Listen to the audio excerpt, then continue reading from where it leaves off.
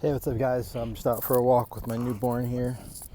It's Rumi. Oops, sorry, dude. Just bopped you in the head with my not beer bottle sparkling water.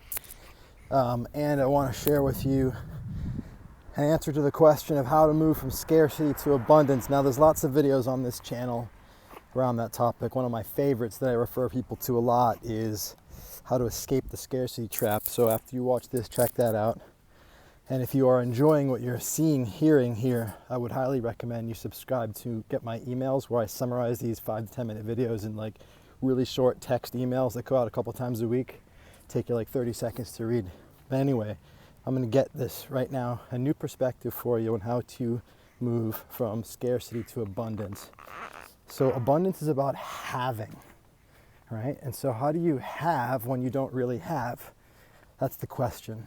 And so I think on some level, if you're watching this video, you probably already get that if I could create the imagined experience of having, if I could feel abundant, then real abundance, real tangible physical money would come to me.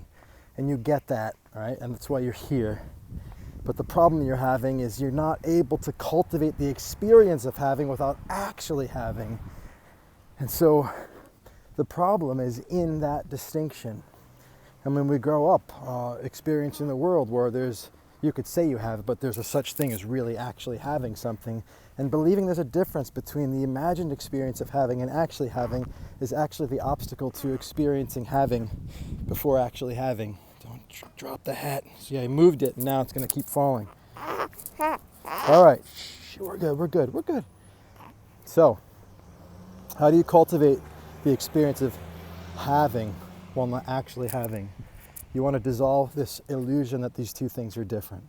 So the philosopher Martin Heidegger talks about the idea of something being touched, right? He talks about, when does the chair touch the wall? This is in Sein und Zeit, his book, Being in Time.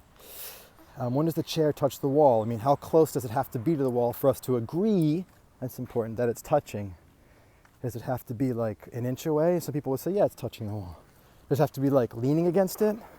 Because even then, I mean, there might be a scientist that comes around and be like, yo, if I put an electron microscope on that thing, then I can show you that it's not actually physically touching. There's always space between. So when is something touching? Well, when it's touching is a point in which the people that are involved agree that it's touching, and that's it. There's no actual touching. And it's the same with having. I mean, when do you have money? Do you have it when you send the invoice out? Do you have it when the money hit your account, but it's hasn't actually posted yet? It's pending, or do you have it when it cleared and it's in your available balance, or do you have it when you withdraw the money and it's in your hand, or do you have to like put it in your shirt or eat it? When do you have it? Having only exists as a concept. It is a phenomenology. It's an experience. And so, seeing that, you can actually realize that there is no actually having.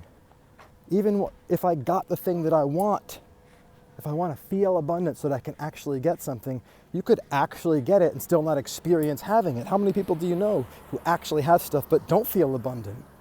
And if that's the case, then I promise you the inverse is also possible. You can not actually have things and feel abundant as if you have them. And the point is, there is no as if, there is only the experience of having. So the ability to cultivate the experience of abundance is predicated on seeing that the idea that there's a difference between having and actually having is fucking bullshit. And so all you ever have is the cultivation of an experience. And are you going to let external circumstances being the sole factor in determining what you experience?